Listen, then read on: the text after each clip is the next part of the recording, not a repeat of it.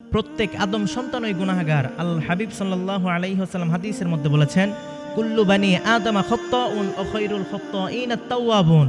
প্রত্যেক আদম সন্তানই গুনাহগার, আর গুনাহগারদের মধ্যে তারাই উত্তম যারা তওবা করে নেয়। এজন্য আপনিও তওবা করে নেবেন। আপনি কি পরিমাণ গুনাহ করেছেন? আপনার গুনাহ যদি হয় পাহাড়ের সমান, আমার আল্লাহর দয়া সাগরের সমান। আপনার গুনাহ যদি হয় সাগরের সমান, আমার আল্লাহর দয়া আসমানের সমান। আপনার গুনাহ যদি হয় আসমানের সমান, আমার আল্লাহর দয়া আরশের সমান। এজন্য দ্রুত তওবা করে নেবেন। আল্লাহর হাবিব সাল্লাল্লাহু আলাইহি ওয়াসাল্লাম হাদিসের মধ্যে বলেন, তোমরা 5টি কাজ দ্রুত করবে। 1 নাম্বার, আজ্জিলু বিস-সালাতি ক্বাবলাল ফাউত, সময় চলে যাওয়ার আগে তোমরা নামাজ আদায় করে নেবে। 2 নাম্বার, আজ্জিলু বিত-তাওবাতি ক্বাবলাল মাউত, মৃত্যু আসার আগে তোমরা তওবা করে নাও। আপনি আর আমি এখন বেঁচে আছি, একটু পরে বাঁচবো কিনা তার কোনো গ্যারান্টি নেই। এজন্য এখনই তওবা করে নেন।